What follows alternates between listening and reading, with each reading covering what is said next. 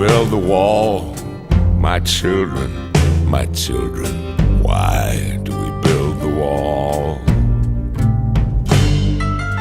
Why do we build the wall? We build the wall to keep us free. That's why we build the wall. We build the wall to keep us free. How does the wall keep us free? My children, how does the wall keep us free?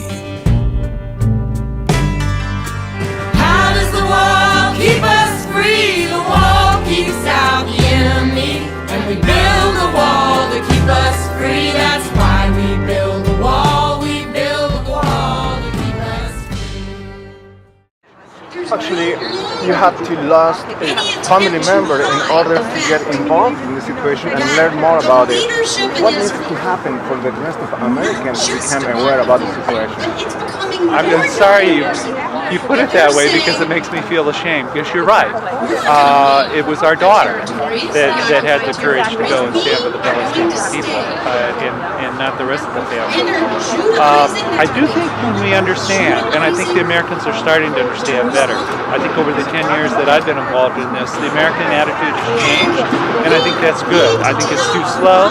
I look to Europeans to change more quickly. I look to South America. We were just in Brazil last week and talked to people there, and I think they're much more knowledgeable about the situation in South America and other parts of the world. And I hope that they'll lead the United States to take a more righteous stand in the Middle East. Now, when our daughter Rachel was killed, she was crushed to death. Well, I was remembering when Angela talked the first time I met her dad. He turned to me and he said, your daughter gave her life for a good cause. And I said, my daughter didn't give her life. And he finished the sentence and said, no, it was taken. And about 30 minutes later, he turned to me and he said, and she wasn't killed by a bulldozer either. She was killed by somebody driving a bulldozer. I think it's important to think about human actions. I think it's important to think about our actions and what it has to do with that. So we're asking that the United States not fund Israel when it violates our own laws. Folks have been silent over the issues and the morality that surrounds and the efficacy of the issues that surround the occupation.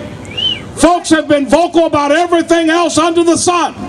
But when it comes down to these grave human rights violations, people tended to look the other way for whatever reason, because basically the corporate press and the media and the politicians have educated people to look the other way. Well, we're not looking the other way any longer. We're looking at the facts as they stand. We're looking at the reality, and we're raising up the issue.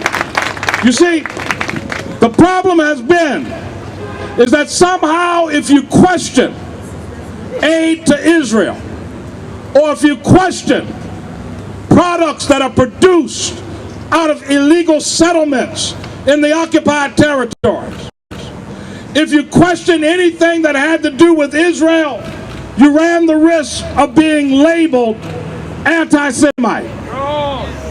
Well, I got news. We're not against anyone, but we're standing up together for human rights, and that means that we're standing up for everyone.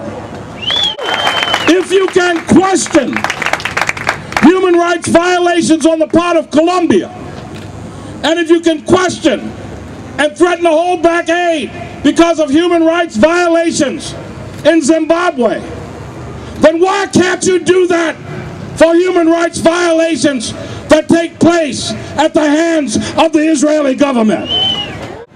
Dr. King taught us many things, but one of the most important things he taught us is that there is a triplet of evil that is often in our country, and those evils are poverty and racism and militarism.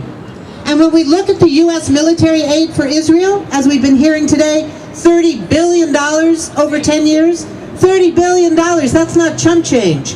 Imagine what that could be used for, to find jobs, for healthcare, for education, here and around the world, instead of going to the IDF, the Israel military. During those brief moments when someone in Gaza can look out her window and see what's happening, if there's not a bomb dropping at that moment, what does she see? She sees an American-made, American-paid-for F-16 fighter bomber, or an American-made, American-paid-for Apache helicopter, dropping American-made bombs, paid for with our tax money.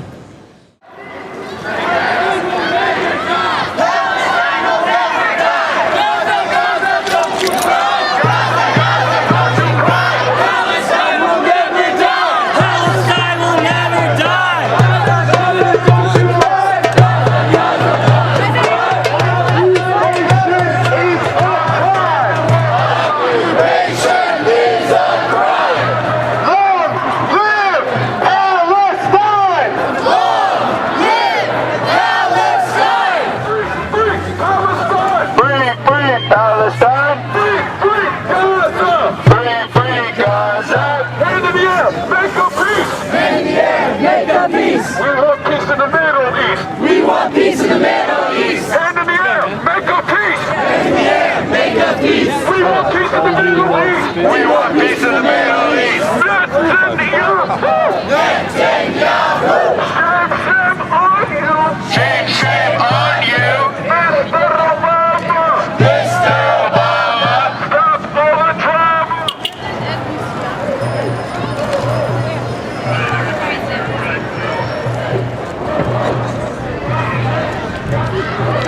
Hand in the air, make a fist. Resist these crazy Zionists. Resist these crazy Zionists.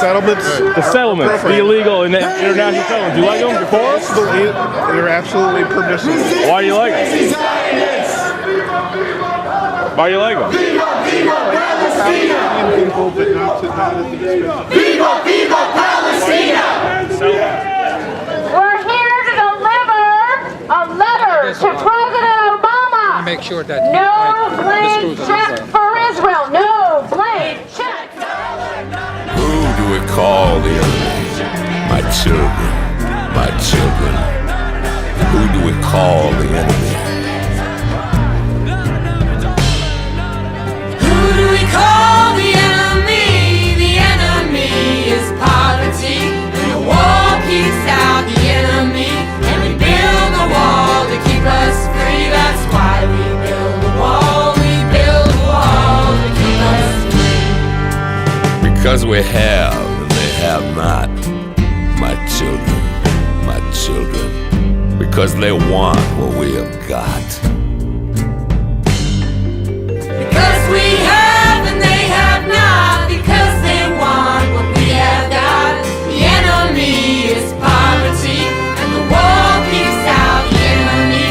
And we build a wall to keep us free. That's why we build a wall. We build a wall to keep us free.